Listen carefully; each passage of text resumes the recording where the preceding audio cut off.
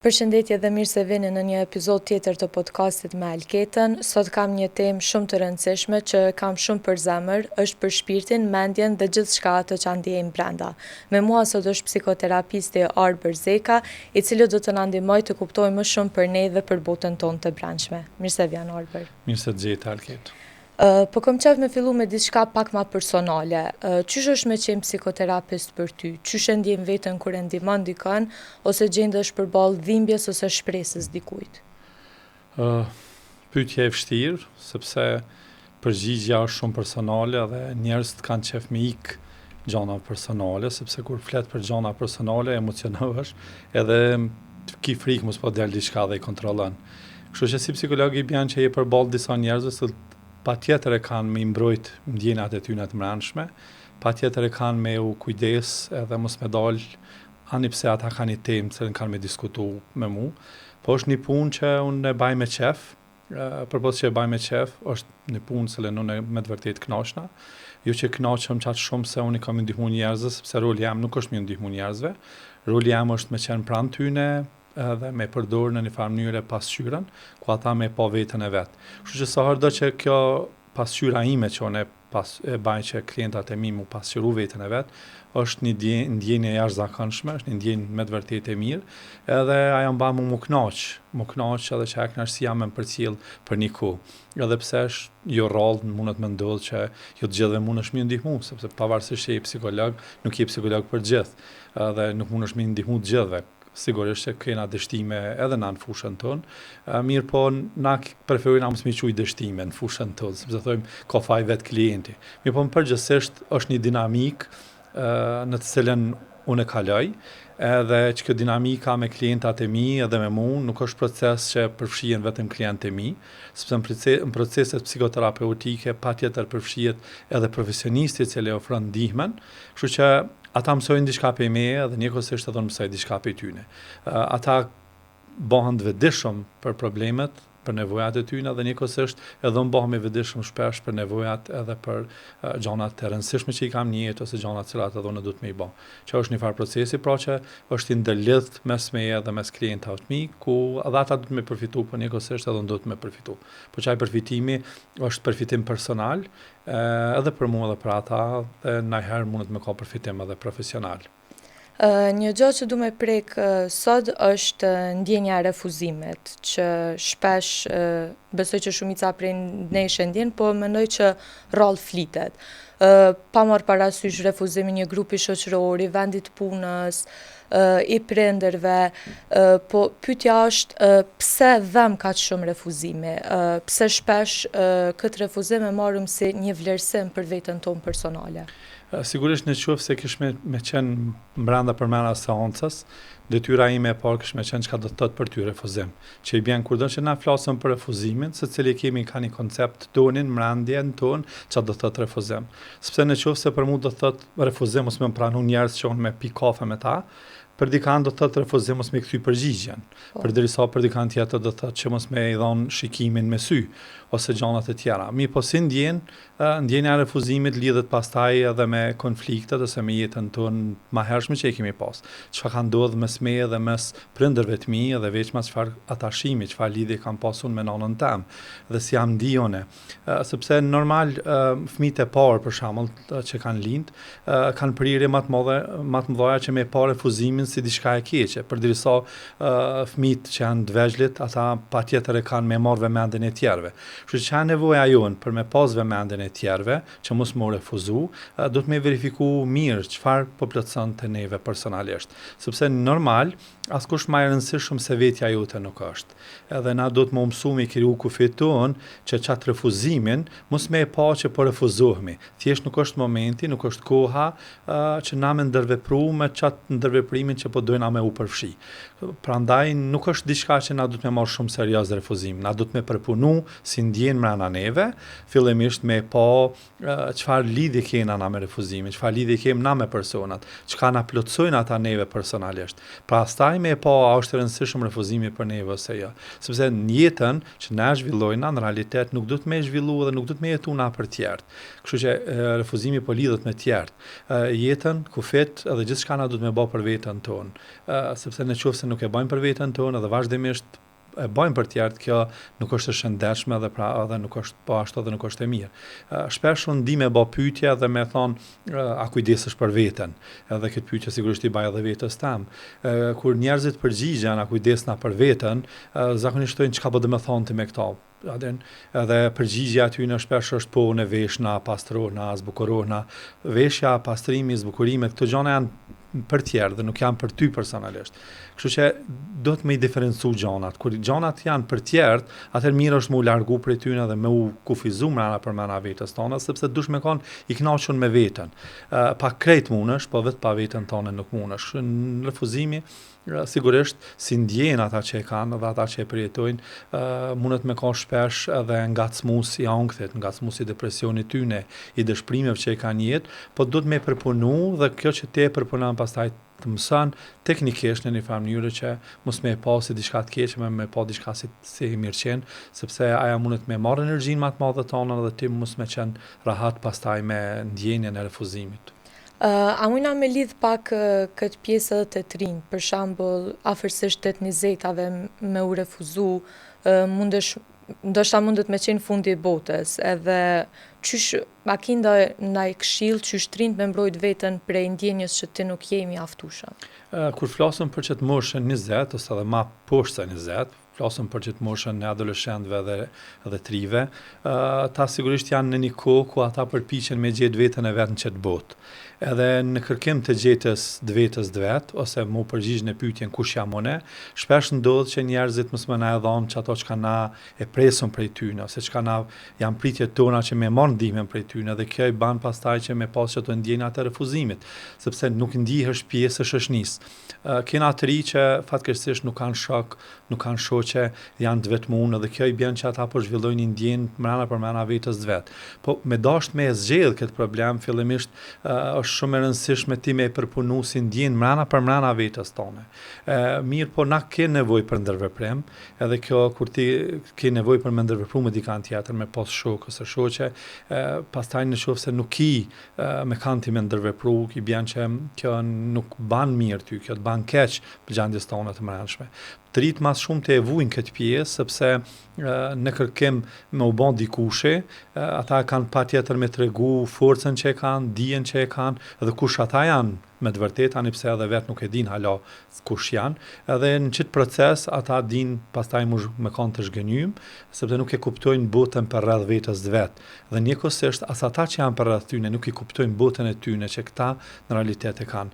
Kështu që kjo i ban që ata me përjetu pastaj vetmin, me përjetu refuzim, edhe me kanë të dëshprun për kësaj bote dhe me pas kërkesa që me ndryshu. Kërkesat për me ndryshu, pastaj janë me ndryshu ambient, me ndryshu vendbanim, ose më e keqja me psu një depresion tron, e cili kërkon patjetër pastaj edhe një trajtim adekuat të problemeve dhe që aty në ndjenjat, se atë janë shkaktu si rezultati që aty në refuzimeve që personat i kanë përjetu ose i kanë perceptu si tilla. Kur jena të ngarkun emocionalisht, shpesh nuk dim se qysh mu sjell me ndjenjat tona. Ka raste kur ndodh diçka e rëndë, qoft një konflikt, një breng ose një humbje, do me thonë diçka që na prek shumë. Shpesh një pjesë e mendjes tonë thot leje, injoroje, po pastaj ajo ngarkohet edhe një ditë shpërthen. Një pjesë tjetër e mendjes tonë ndoshta thot përballu me atë ndjenjë, po pastaj ndoshta futesh aq thellë të saqë të nesërmen s'mundesh as me vazhdu ditën. A ka ndonjë mënyrë qysh me gjetë balancin mes përjetimit ndjenjes, sinqeritetit edhe mos me liu me na fundos? Qysh mujna me trajtu emocionet e forta pa i injoru po edhe pa u mbyt prej tyne? Shiko, tash një pyetje që ka shumë përgjigje edhe një pyetje që ka shumë pyetje për mana sajna. Kur ti them me trajtu, pej tjerëve ose me na trajtu tjerët, këtë ideja është qysh na trajtojmë veten tonë. Dhe fillimisht për me pas një balans të mirë dhe me pas një mirëqenie të mirë psikologjike, unë do të me pas në fokus 3 gjona patjetër: ushqimin, aktivitetet fizike, edhe po ashtu edhe aspektet e meditimit. Të trijat këto kanë me bë mu funksional në jetën tam përgjithshme. Mirë po përpas kësaj, na që kjo ka me rujt mirëqenien tam të aspektit shëndetit në përgjithësi, për me bë një balans, nuk mjafton që na veç më kanë të vetëdijshëm për mendjen që na e kena, sepse arbri si arbri nuk e ka veç mendjen. Arbri ka dhe emocionet e veta, arbri ka dhe ndjenja, arbri pastaj ka dhe trupin e tina. Dhe secila kjo pjesë të arbrit janë pjesë përbërëse që e bojnë atë unin e arbrit, e bojnë selfin tem, që unë po ekzistoj edhe unë i baj bashkë të gjitha këto. Mi po fokusin kryesor në përgjithësi na e kena veç në aspektet kognitive. E di që po ndjej çdo që po ndjej, edhe du me dit pse, çka ma ka shkaktu, du me dit çka do të me banon për mos me ndjeq ato që unë për ndjej. Po në realitet ndjenjat janë ndjenja dhe emocionet janë emocione dhe ti nuk dush me i dit. Spe nëse të pysum kanë e do mas shumë te dhe përgjigjesh po e du filonin ose e du në mamin ose e du vlaun, atër kur të pyetja tjetër pasu se qysh e din që e dën, thjesht e du, sepse nuk dihet pse do të me bane që të pyetje.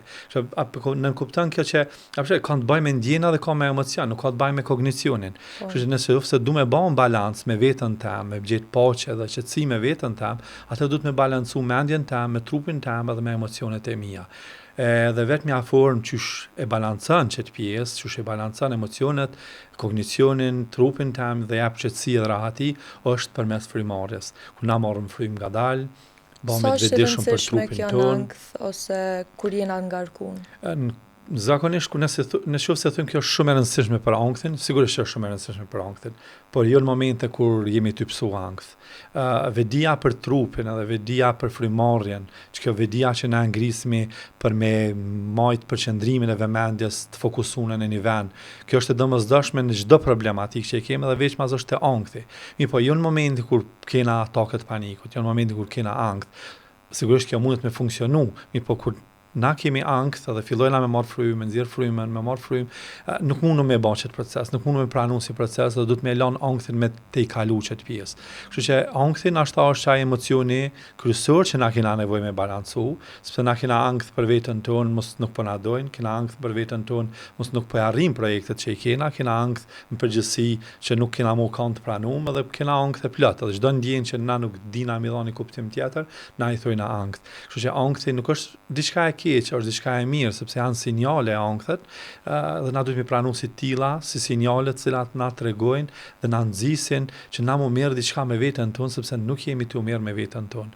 Kështu që na duhet me balancu, për me balancu mirë, atëherë vazhdimisht unë duhet me pas aktivitete të cilat kanë të bëjnë me trupin tem, aktivitete si sporti, aktivitete si ushqimet, ose aktivitetet relaksimit, ku përfshihet aja qenia jam, ku përfshihet na une në aspektin fizik. Pjesa tjetër që do të me pas balans është edhe aspektet e komunikimit, qysh na komunikojmë me tjerët, qysh na kena kriju lidhje me tjerët, qysh na shoqërohemi me tjerët, kohën që e kalojna me tjerët.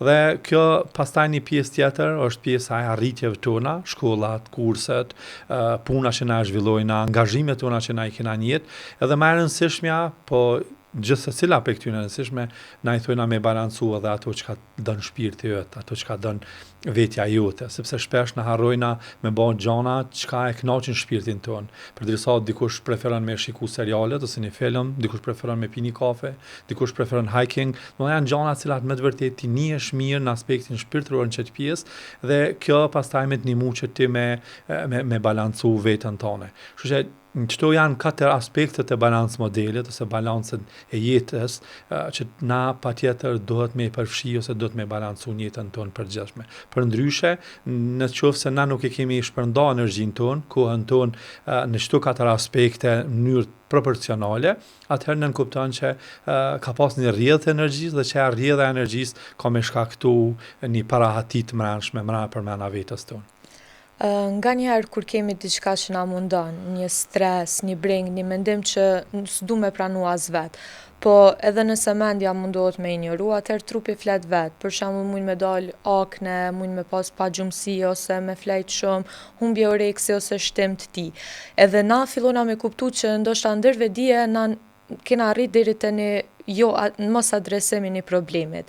A mundet me ndodhë që kë mos adresim me arë prej stigmës, e sidomos të gjinja mashkullore? Nëse kam të qartë që të punën, sigurisht që na i natë ndonë edhe të pabalancuar në jetën tonë, edhe kur na gjithashtu edhe nuk e dim edhe çka dojna najherë, kjo e ban që na mos me uni rahat dhe mos me kot gatshëm edhe m'ju tregu tjerëve çka po ndodh me neve. Po vetë fakti që gatishmëria jonë që e kena për me zgjedh problemin tonë, që kjo është hapi i parë që na kena me zhvillu drejt zgjedhjes problemit tonë. Sepse stigma lidhet me njerëz të tjerë, nuk lidhet me neve, qysh tjerët kanë me pa. Tash gatishmëria jam për mi tregu tjerëve problemin tem dhe ndjenjat e mia, najherë edhe nuk është e preferueshme që me i tregu gjithkujna, po thjesht me i lanë çashtu qysh është, edhe nëse që e ndjenja në përgjithësi është diçka që po të munën. Po në realitet çka kish mujt me bana në këtë rast, sepse plesht që njëherë na kanë thonë që ti kam tokë dhe merr frymë. Edhe momentin kur na i vendosmi kam tokë, i bën që na po zhvillojmë një tokëzim të mirë me ambientin përreth, edhe njëkohësisht një tokëzim të mirë ose grounding në anglisht me veten tonë. Edhe e dyta është na me fillu me marr frymë. Edhe kur vendosmi kam tokë, fillojmë me marr frymë, na krijojmë një farë qetësie të mbrëmshme, një kontakt më të mirë me veten tonë.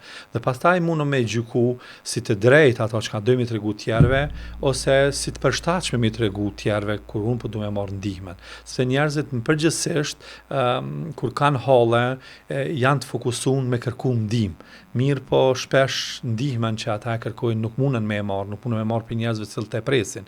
Dhe unë në fillim thash, na do të me zhvillu jetën në qatë mënyrë që mos me prit pe i kërkujt asgjë. Thjesht me pas një kontakt shumë më të mirë me veten tonë se sa me njerëzit e tjerë. Mirë po përgjithsisht kjo çka ju thatë për trupin është shumë e vërtetë, sepse jeta jonë në përgjithësi është e krijuar e zhvilluar prej ngjarjeve vjetësore. Dhe çto ngjarje vjetësore varet çush na e kena perceptu. Ngjarjet vjetësore mund me i perceptu si të këqija ose si të mira, incidente traumatike, të vogla ose të mëdha. Mirë po pavarësisht që janë incidente traumatike, sepse incident traumatik i thojmë çdo përjetimi që na kena zhvilluar, qoftë i mirë, qoftë i keq. Mirë po kur janë të këqija, ato janë më të tashpra për neve, janë më të papranueshme dhe prishin mirëqenien tonë psikologjike. Kështu që jeta jonë është e zhvilluar, na pjekmi prej shtyne incidente traumatike në jetën tonë përditshme, dhe kështu që na duhet me përfitu. Në psikoterapi na kemi një thonje, edhe kemi një besim, për shembull që çdo problem i cili neve na godet, çdo ngjarje të vogla që neve na godasin ose të mëdha që neve na godasin dhe na nuk dina çush më merr me to, nuk dim çush me fol me tjerët për këto. Kjo nën kupton se ato kanë një funksion të vetja e vet. Për shembull nëse thot dikush më ka godit depresioni dhe tash është funi i botës, na thojmë për depresionin, për shembull aspekti pozitiv i saj na është aftësia jon kur na jena në depresion, aftësia mos me kon shumë i ndjeshëm. Për shembull tek ankthi ti je shumë i ndjeshëm. Mirë po ankthi të ban që ti me kon vigjilent për me arrit gjanat, me ecë më shpejt përpara. Për shembull studentat, nëse nuk kanë stresisht për provimin, i bën që ata s'kan mësu hiç, që i bën që stresi është shumë i mirësor dhe sepse ai të ban më vigjilent. Kështu që këto sfida në jetë që na kalojna, i ndom me tjerët ose si ndom, i paragjykun tjerët ose si paragjykun, na kanë ndihmuar ose jo, janë gjana të cilat në realitet e kanë një funksion tek jeta jonë në përgjithësi dhe çaj funksioni është me na ndihmu, jo domosdoshmërisht me na bani dëm ose me na kështu gjendjen tonë në përgjithësi. Diçka që shpesh nuk e kuptojna në moment është se emocionet e forta, si për të mirë si për të keq, mujnë me na çunë vendime që nuk janë mirë të menduara. Për shembull kur jemi shumë të gëzuar ose entuziazmuar, mundemi marr vendime të nxituara thjesht prej atij momenti që ndjemi. Po ashtu edhe si për të keq, kur jemi shumë të lëndun, vetmun, frustrun, ose mbyllemi në veten tonë, mujna me marrë vendime që ndoshta edhe mujnë me na fut në situata të rrezikshme. Sa është e rëndësishme me mësu me marrë vendime kur jemi në gjendje emocionale ekstreme, edhe a mendoni që shumë prej rasteve që po ndodhin sot, qoftë për leshje, qoftë ngacmime, qoftë therrjet me thika të adoleshentët, dhuna ose vetë vrasja, si të kriturit, si tek adoleshentët, janë pasojë një dhimbje të thellë që janë grumbullu me kohë apo janë gjendje emocionale e rastit, edhe sidomos do me thonë për këto rastet aktuale që po ndodhin në Kosovë, dhe nëse kishe mujt pak me na tregu qysh njesh ti si psikolog kur i ndëgjon këto raste tilla. Tash në fillim para se me tregu, normal, unë si psikolog fillimisht kur na dëgjojnë këto rastet, edhe në përgjithësi për rastet që na e shohim, e dim që nuk është një gjendje e mirë që na po përjetojna, po është rezultat i traumave të bortna gjenerat mas gjenerata dhe gjanave që janë akumulu qysh prej para stërgjyshve të mi. Dhe tashmë na po zhvillojmë një jetë në cilën është zhvillu teknologjia qaq shumë dhe na kjo ban që na mos me konë që kjo jetë qaq e përshtatshme për neve, sepse bota në përgjithësi është bërë pak më e pasigurt për neve dhe na nuk po nihmë siguri. Edhe siguria është çështje kryesore për me pas mirëqenie të mirë psikologjike në përgjithësi. Mirë, ato që na i përmenet jo për shembull dhe impulsat, agresivitetin, padrejtësitë që zhvillojnë njerëzit, ose qysh njerëzit munden me ban sjellje qaq arrogante saqë me i bë dëm dikujna dhe fatkeqësisht prej atij dëmit njerëz me humbë dhe jetën e tyre, pse njerëz mundet me bë këto gjëna. Përgjithsisht na i kemi tri energji psikologjike, qysh i kemi energjinë mekanike, fizike dhe na ushqehemi për me pas energji, flajna për me pas energji, edhe njëkohësisht ashtu kemi edhe energjitë psikologjike. Energjitë psikologjike i ndajmë në tri kategori. Kategoria e parë është, na i thojnë atë teoria e Freudit, instinkteve, ose është ide, është superegoja edhe është egoja. Dhe në këtë rast, kur flasmi për iden, ide është pjesa më e madhe, për shembull, ki parasysh një iceberg, një akull mrena ujë. Dhe pjesa më e madhe mi akull është pjesa më e vogël e komplet akullit, e cila në realitet kur nuk futet mrena ujit. Kurse pjesa më e madhe e akullit është mrena ujit. Dhe është një pjesë e cila dhe futet mrena ujë dhe del jashtë ujit. Kjo pjesa e madhe është ide, janë instinktet tona, është pjesa jone pavetdijshme, pavullnetshme, janë mekanizmat tonë mbrojtës. Dhe si rezultat që këta janë të pavetdijshëm, në realitet i vjen që janë edhe të pakontrolluar. Për shembull, instinktivisht nëse unë marr një laps edhe përpiqna me të godit, pa e menu, ti fare ti mundosh vetëm u mbrojt prej tina. Që i vjen që kjo është rezultati i mekanizmave mbrojtëse që po vjen prej idit. Po në anën tjetër është superegoja, ajo cila do të më kontrollu çdo impulsa. Edhe njerëzit nuk kanë një superego të fortë, i bën që ata nënshtrohen shpesh instinkteve të veta, të pavullnetshme, të padëshirueshme dhe shpesh ndoshta edhe patologjike. Kështu që kur na kemi një superego të fortë, ajo është në realitet ai polici jon. Për shembull, përderisa idi thot, un po du me bën çetsan, po makona me bën çetsan, un kisha dashur me bën çto gjëna, superego në anën tjetër thot jo, nuk ban me bë, kë nuk lejohet, ti mundesh me bë kesh dikujna. Është çaja kultura ato mirësjelljet që na kanë mësuar në realitet prindrit tonë. Dhe kështu që egoja e jon është sandwich, është pjesë e të dyjave. Ajo është në vazhdimsi në flak për këtyne dyja. Prej kërkesave që i ka idi shpesh të pakontrollume dhe që janë patologjike dhe që shpesh nuk janë të kuptueshme dhe pi superegos e cila din me kanë ai polici i rrept dhe asnjëherë mos me të lanë ashta edhe më kënaq. Kështu që nëse na i prim tash impulsat tonë që të vinë prej idit, për të pavetdijshmes tonë, për të pakontrollues tonë, atëherë sigurisht që na kena më nënshtru komplet dhe kena më bë dhunus, kena më bë njerëz të këqij edhe plot gjëra të tjera. Sepse për shembull në krizë është familjet tona, arsyeja pse janë krizë familjet tona është sepse dhuna brenda familjes tonë ka gjenerat mas gjenerata, po është në rritje dhe tash ajo ka dalë. Dhe fëmijët që janë rrit brenda për brenda një dhune, qoftë fizike, qoftë në asaj dhunës verbale, i bën që ata kanë përjetu do ndjenja të këqija në ato momente.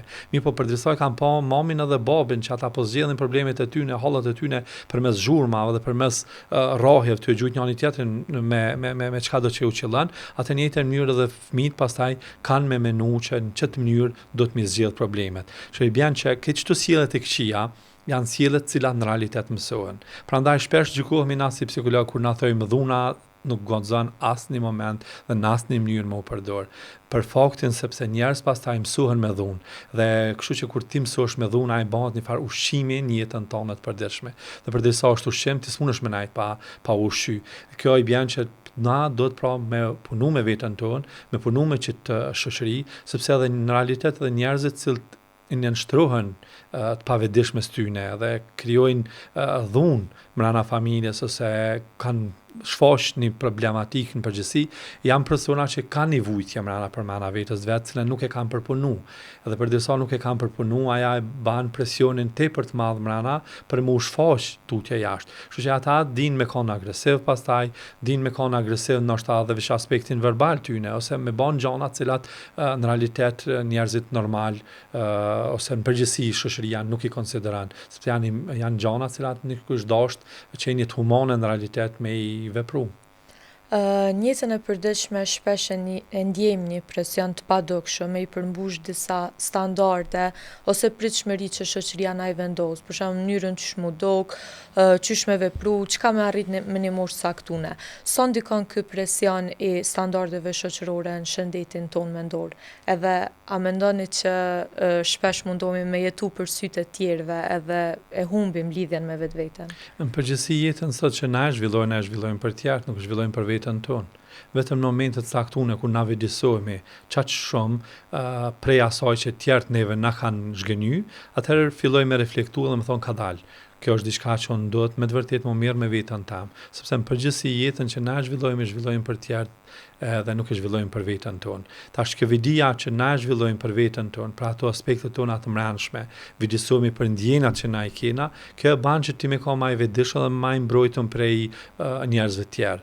Kështu që njerëz të tjerë kanë tendenca me marrë energjinë tonë, njerëz të tjerë kanë tendenca me na keq përdor, njerëz të tjerë kanë tendenca me na përdor për interesat e tyre të caktuar, mirëpo na duhet me pas parasysh që na duhet me rujt veten tonë. Dhe nëse tjerët po sillen keq me neve, i bën që na kemi ban një sjellje të caktuar që i kemi leju ata mos sjellin çat mënyrë me neve, sepse nuk është që ata nashta po dojnë, po na e kemi leju.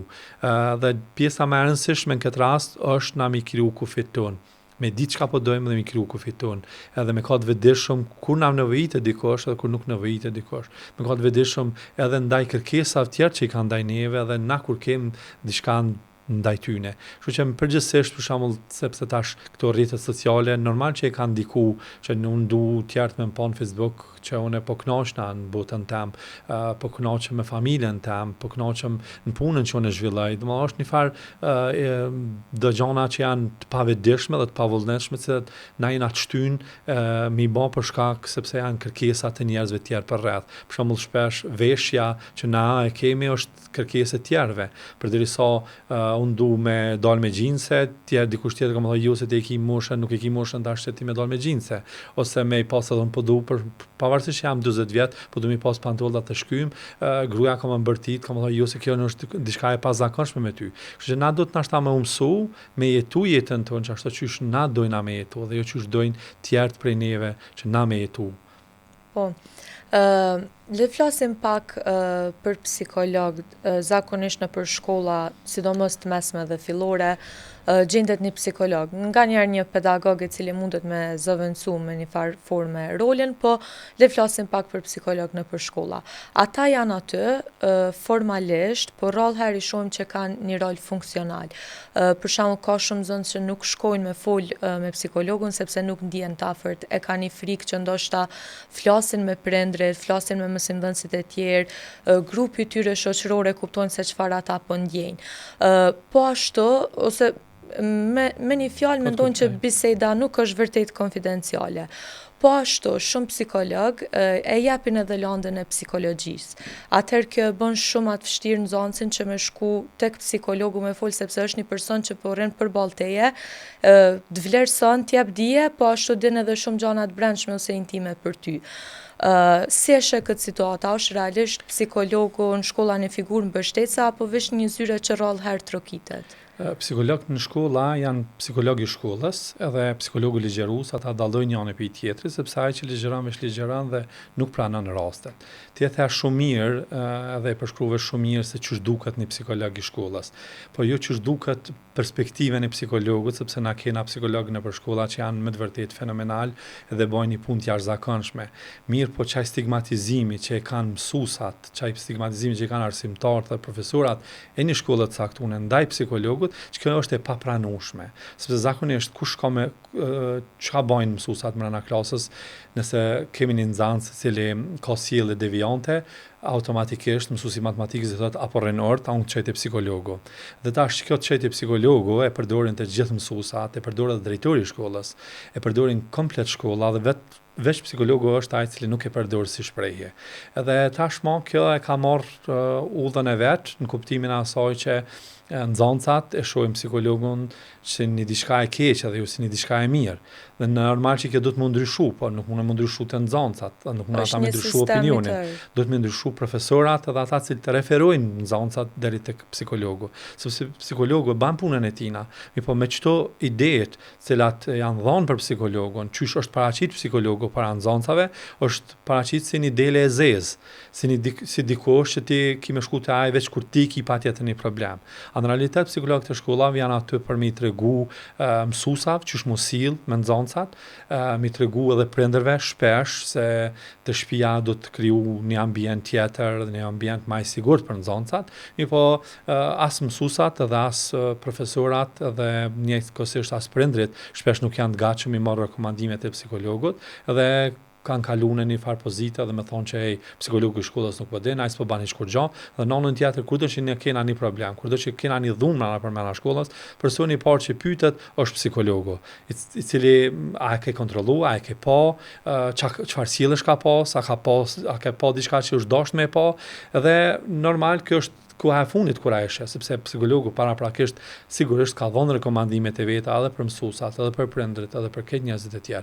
Kështu që psikologu në shkollë është tepër i domosdoshëm, dhe fatmirësisht në shumicën e shkollave na 70 ose 60%, sepse në shumë shkolla kemi akoma që nuk kemi psikolog, po do të më dhon rolin e vet që e ka psikologu në shkollë, dhe jo që të rol cilin në realitet ja kanë etiketu njerëzit e tjerë për rreth, por rolin cilin ai vet e ka. Nashta kjo e ka bën që edhe na nuk kena shumë praktik, dhe praktika e psikologut në shkolla është shumë e re, dhe derisa na të përshtatum, derisa njerëz të marrin në përgjithësi rolin ton, sepse si psikolog na jena mjeshtër të sjelljeve, na jena mjeshtër të emocioneve. Për disa jena mjeshtër të saj, na është mirë që njerëz, për shembull sidomos shkollat, me pyet, me konsultu me psikologun. Gjatë keqes kohës nëse pyesmi dhe konsultohemi pastaj edhe me pedagogun për sjellje të caktuna, për edukat të caktune ose për gjëra të caktuna brenda shkollës. Psikologu në shkolla kish më animu shumë, mirë po jo që ai më merr drejt për drejt me individët, sepse shumë lehtë psikologu në shkollë të punu me shumicën e profesorëve ose arsimtarëve mundën me ndihmu dhe me nxjerr shumë nxënësa, shumë adoleshent prej krizave të cilat ata në realitet për shkak të moshës, për shkak problemeve sociale dhe ekonomike, familjare, të cilat ata kalojnë, psikologu më ndihmu që me të i kalu. Arbër ti punon edhe në burg, apo? Po, i burgosën jo, po në burg po. Po, punon. Mazi po thuj burgosun jo, po ta bëj një pyetje. A janë gjithë burgosunit ose të para burgosunit kriminal? Sepse gjykojnë nga shoqëria ashtu, edhe a ka nga ata që për shkakun e dikujt ose jo profesionalizmin e dikujt ose për shkak të rrethanave le të themi kanë përfunduar atë? Ideja kryesore, fatmirësisht Kosova, shërbimet psikologjike dhe mjekësore i ka të ndane për i burgut. Kur thojmë ndane për i burgut, është sepse na kemi një rolin ton mbështetës dhe nuk e kemi rolin ton gjykus për mëna burgut. Çka i bjen gjykus? Gjykusi bjen me pa dikan për shkak të veprës që ai ka vepru, me pa si kriminal ose me etiketu me një nofk të caktune. Në realitet për mua ata nuk janë kriminal, në realitet për shërbimet që na ofrojnë nuk janë kriminal. Por janë thjesht njerëz sikurse këtë njerëzit e tjerë. Pavarësisht që burgu si burg është një botë tjetër prej botës në cilën na jetojna, sepse çka ndryshon liria është e kufizuar dhe ti nuk mundesh me lëviz lirë shumë në çat pjesën e burgut, dhe gjëra tjera këtë janë të njëjta. Mirë po, nëse i thojmë dikujt kriminal, në realitet na duhet me njoft mirë personin para se mi thon kriminal, sepse këtë njerëzit kanë diçka të mirë, këtë njerëzit kanë diçka të keqe te vetja e tyre, dhe më e mira është njerëzit kur vëdësohen edhe i përpunojnë çato gjërat e tyre ose sjelljet e tyre deviante që i kanë pas në jetën e tyre. Mirë po, në realitet në përgjithësi na si psikolog besojna që njerëzit janë prej natyre të mirë, po një sjellje caktune dikujt tjetër, ose një edukat e mrapsht, një model i mrapsht, cilën njerëz të kanë marrë në jetë, i ka bën që ata më bën pjesë pastaj përbërëse një krimit ose sfidave ndryshme që njerëz me përjetu. Po në asnjë mënyrë, për shembull, kur më thuhet a janë kriminal ata, unë prekna, për shkak se unë kam një lidhje të veçantë me ata, dhe që lidhja me veçantë është sepse unë du me i pa ata si njerëz, du me i pa se ata përmisuen, se në realitet edhe roli i burgjeve është që mi përmisu, me i eduku, dhe ata me dalë pastaj me përfundu veprën cilën e kanë ba, gjykimi cili ju ka dhënë, dhe me dalë të lirë në jetën e tyre sikurse krejt njerëzit e tjerë. Kështu që shpesh burgjet janë atraktive, na me i ditë çka ndodh, çush janë njerëzit që kanë bën punë të këqija, mirë po thjesht janë njerëz, edhe ata janë njerëz që kanë ego, janë njerëz që kanë super ego dhe janë njerëz që kanë edhe idin, domethënë që kanë ato energjitë psikologjike, janë njerëz pozitiv, po normal që sikurse edhe në liri jashtë burgjeve që kemi njerëz negativ, sigurisht edhe ata janë njerëz negativ. Thjesht janë njerëzit tonë, janë familjarë tonë, janë shokë tonë, janë shoqet tonat, janë njerëz që kanë pas një fatkeqësi në jetën e vet dhe që e fatkeqësia i ka bën që ata me u përfshi në një problem i cili gjykohet dhe shpesh nështë edhe duhet më gjyku. Po shpesh kur flasim për ta i shohim ndoshta vetëm përmes veprës që e kanë bërë dhe harrojnë që edhe ata e kanë një jetë, emocione, histori edhe përjetime brenda atyre mureve. Po për çfarë vinë më shpesh ata tek ti? A vinë ndoshta edhe për pengesë? Për çfarë lloj rastesh më shumë? Edhe a vinë ata vetë, a insiston më shumë ti me i kërku? Vizitën e parë kanë në përgjithësi, vizitën e parë mjekësore dhe vizitën e parë psikologjike bëhet të gjithë të burgosit, qofti para burgosëm, qofti dënun. Po hallet në përgjithësi ose problemi kryesor me cilin na merremi në burgje janë problemet e vetvrasjes. Edhe psikologët janë burgje me ndihmu që na me pas numrin e ulët të vetvrasjeve. Dhe kjo është e mirë dhe me çka mburremi si Kosovë është sepse psikologët e burgjeve kanë arrit në bazë të numrit të popullatës me pas numrin më të vogël dhe më të ulët të vetvrasjeve në burgje. Dhe kjo është diçka e mirë, kjo është diçka me cilën na në realitet vazhdimisht krenohemi dhe përmendim. Ani pse fatkeqësisht na kemi pas humbje në burg si rezultati i vetvrasjeve të personave. Kështu që problemi ose halli kryesor në burgje me ata që ka merret kryesisht psikologu është problemi i vetvrasjeve. Pastaj kjo ideja e pendimit, momentin që ti bash pjesë e burgut, bash banor i burgjeve, pendesa është e gatshme, sepse fillon me reflektu për veprën, fillon me reflektu për ato që të ka ndodhur, edhe fillon me u pendu, ose me gjetë një rrugë në cilën ti dush me kalu për me i përmisu një sjellje cilën tashmë ti nuk pajtohesh që ti ke vepru si sjellje caktuar që ti ke vepru më herët. Kështu që normal që kanë pendesë, normal që dojnë me u zhbon, dhe burgu mundet me ka një anër e keqe, dhe qatë anërën e keqe, psikologu në burgu është për mi ndihmu me te i kalu, me u ballafaqu me ta, me u ballafaqu me ndjenat që pishka këtën anëra e keqe, dhe me u gjetë një mënyrë që ai adaptohet në qatë kushte në cilat ai qëndron në realitet për një kohë caktuar e saj ka me qëndru. Sa shpesh e përjetojnë ankthin, izolimin, depresionin, domethënë atë ambient? Në realitet ankthi është kur do që ti kalon i thojnë ana porta zero, kur do që ti bash pjesë e burgjeve, në realitet ti ke një problem psikologjik, sepse prej kushteve kryesore që me pas në mirëqenie të mirë psikologjike është ti me ka një lirë. Për shembull, kur do që na i nalin edhe mendimet tona të lira, na nuk nihemi mirë. Kur do që bllokohemi në një rrugë caktuar, për shembull, nëse në komunikacion, na nuk ndihemi mirë. Kështu që çështja me pas një problem mrena burgjeve është evidente, është e natyrshme. Po thojmë që është e natyrshme ani pse ajo është problematik ose problematike e madhe për individin. Po e natyrshme sepse ambienti është i tillë që ban më u shfaq problemet e tilla.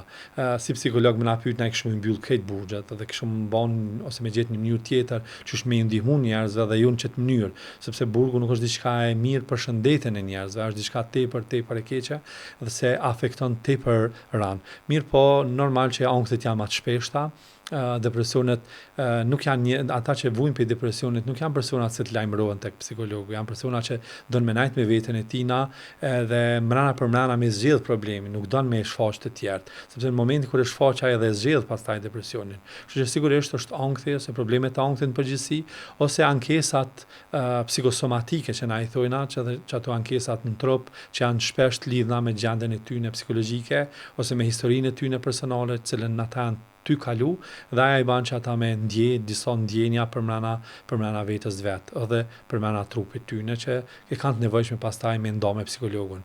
Edhe mu kesh se mu kujtu që shpesh psikologu mrena në burg është sigur ato dyqanët që janë njerë gjithçka, kështu që edhe psikologu është shpesh zyre atina është zyre për gjithçka, dhe ato mundu me nda gjithçka edhe për letra thjeshta edhe për një telefonat që nuk tu ka provu edhe normal që mundet me ka lashme për psikologun, por njëkohësisht është edhe mirë sepse ata psikologun e kanë rrugën e vetme ose personin e vetëm me të njihen lirshëm për me rujt qatë konfidencën, me rujt edhe me këtë gatshme me diskutu çka do qoftë që ata kanë nevojshme, qoftë edhe për një letër, do një mungesë një letër thjesht A4 që është tepër sa një thjesht, edhe ata e gjojnë kohën e gjajmë mënyrën që ata më u shprej për qatë letrën A4, cila në realitet është vetëm i psikologu që mundet me kuptu shkaktarët ose ndjenjat që ish mundet me shkaktu një letër edhe pse është veç letër. Edhe padyshim është i vetmi person që nuk i gjykon.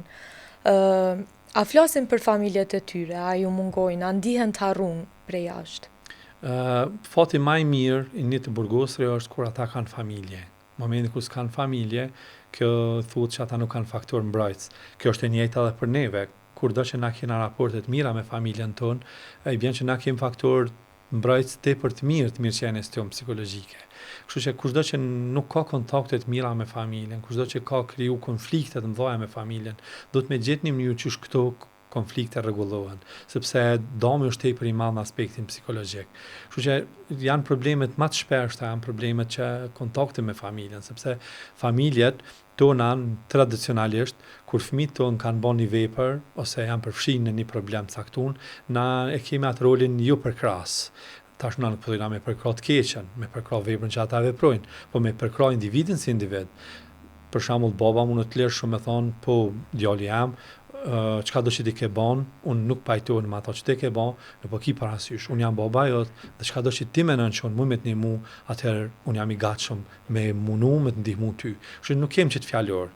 Na edhe të drogat, për shembull, të abuzimi me drogat, kurdo që nxam një familjar tonin, na mendojmë që ka u rrotullu bota, përmes bota, ndodhi gjithçka e keqe dhe për zonën prej shtëpisë, e largojna prej vetës, e i prishum raportet me ta, e shohëm në sy të keq, po në realitet na do të nëse jemi familjar, me pas një kontakt tjetër me ta, një kontakt ma mbështetës, ma përkras, me pa çka e ka shty dejt e droga, ose çka e ka shty dejt e vepra. Në të kundërtën, na nuk po i bëjmë mirë, po i bëjmë keq edhe po i shtyjmë ato drejt me keqësu gjendjen e tina dhe ai me shku deri te më e keqja, me vetë lëndu veten ose edhe me marr vetës jetën për shkak sepse mungesa e familjes është ndjenja më e keqe që njerëzit mundën me pas, edhe të shtyjnë pastaj edhe te ato gjërat që ti nuk don me i bën. Me dal pak prej kësaj dinamike, nga njerë shumë tritur mendojnë që veç pse janë tritur nuk ka nevojë për psikolog, e ndjejnë veten të fortë. Po në fakt, ndoshta gjendjet nuk do të me qenë të rënduara aq shumë sa që duhesh me shku te një psikolog, mundesh me shku për një këshill ose veç për diçka që ti nuk njihesh mirë. Pse mendon që ende ekziston kjo tek triturit edhe domethënë nuk lejohet me një farë forme me kërku ndihmë emocionale. Edhe qysh e shet që ndikon negativisht të shëndetit mental. E the shumë mirë se the triturit.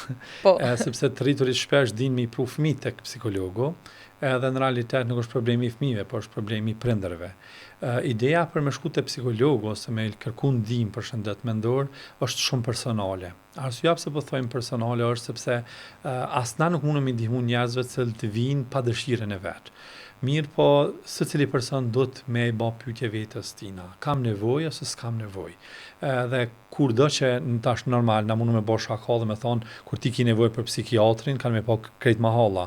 Mirë po kur ki nevojë për psikologun e din veç ti vet. Në realitet ti vet je ai i cili do të me vendos ki me shku se s'ki me shku. Mirë po a ka nevojë njerëzit me shku tek psikologu, na mundu me matë në një mënyrë, për shembull kur do që flasim për librat që kanë një termin në titlullin e vet psikologji ose librat psikologjik, ani pse nuk i kanë shpesh ndodhur çto librat që kanë një temën psikologjin, shpesh nuk janë shkruar për psikologëve, por janë libra të preferuar. Kjo i bën që njerëzit janë kërkim diçkafit, janë kërkim të një emocioni që ju ka shkaktuar edhe me përpunu, dhe qaja që ata dojnë me përpunu është përmes librit, ose përmes një ligjërate, ose tash kur e shef edhe videot mas shumë të cilat dhezin TikTok, janë videot të cilat flasin për problematika të psikologjike, problemeve psikologjike që na i kalojna ose i te kalojna. Që kjo ban me kuptu që njerëzit kanë probleme dhe kanë halla të cilat ata dohet me i trajtu. Po kur kanë me gjetë guximin, ata është ma mirë ata me vendos vetë, kur do që kanë me pat nevojshme. Sepse kur do që e vrejnë që ka labilitet më nana për mena vetës tonë, nuk po një është rahat, është mirë me diskutu me dikani cili ka rol neutral. Rol neutral i bjen që as nuk pajtohet me ty dhe as nuk ka me thonë e ki keqe dhe as nuk e ki mirë. Që kush është personi adekuat, këtë ras është psikologu i cili mundet me ba një vlerësim dhe pastaj me thonë që ti me vazhdu tutje ose mos me vazhdu tutje. Po njerëz të kanë shumë alet me shku mi u fry dikush, shumë alet e kanë me shku tek mjeku me marrë ilaçe, se sa me bën një konsult, sidomos këta të rriturit të ri që janë, sepse hallet e jetës i kanë bërë që ata me pas problem, nuk marrin guximin me ardhë dhe me zhvillu thjesht një diskutim. Po kjo ka ndryshu vitet të funit, edhe njerëz janë vëdësu shumë për këtë pjesë, edhe mirë që janë vëdësu, sepse po kujdesen tashmë shumë njerëz edhe për shëndetjen e tyre mental, që nuk ka ndodhur më përpara. Tashmë prej Covidit tek nena, njerëz janë më të vëdëshëm që problemet e tyre emocionale janë probleme që me të vërtetë do të më trajtu, për shkak se nëse nuk trajtohen ato mundën me prunë një problem tjetër që është problem më i madh, dhe pastaj me ditë të gjithë që ti ke nevojë për një psikiatër, që ma mirë është me me diskutu me psikologun se sa me vonesna me diskutu pastaj me kolegun tim psikiatër. Arber, kemi ardhur drejt fundit edhe desha me të pyet, a shëron koha plag? Varet për plagës. Normal që plagët mundën me kanë të fella, mundën me kanë vetëm gërvishtje e vogël, varet krejt për plagës. Mirë po kur flasmi për plagë dhe njerëz mund me thonë ka dalë se kjo plaga jote është tepër e thjeshtë, nuk ka të baj sa është e madhe plaga, ka të baj përjetimin ndaj çasaj plagë cilat është shkaktu. Po nuk do të me lanë dhe kohës gjithçka, do të me përpunu, sepse nëse se i lam kohës, nuk e dim çka sjell koha, nuk e dim çka sjell ambienti, nuk di çka sjellin persona të tjerë përreth që i kena. Kështu që do të me marr vetë në dorë plagën edhe me marrë me të mirë, me dash nashta plagën tonë, për me i ndihmu, me jep një farë energjie pozitive që aja mu vetë shëru. Sepse çështja kryesore është të plagët që na i kena, që ato mu vetë shëru. Nashta ty marrë dhe mendimet e tjerëve, nashta ty marrë dhe opinionet tjera, po jemi na vetë që mundëm i dhonë mjaftu shumë shëndet vetës tonë dhe sidomos plagëve tona. Faleminderit shumë që ishe me ne. Faleminderit juve, shpresoj që kemi qenë dobishëm. Faleminderit që qëndruat me mua edhe sonte. Biseda ishte një përkujtim që shëndeti mendor nuk është luks, është pjesë e jetës tonë të përditshme. Psikologët edhe terapistët janë aty për ne pa na gjyku. Mos harroni të bëni subscribe në YouTube dhe deri në episodin e ardhshëm, kujdesuni për veten, për mendjen dhe për shëndetin tonë dhe dëgjoni zërin e brendshëm të butë që e keni brenda.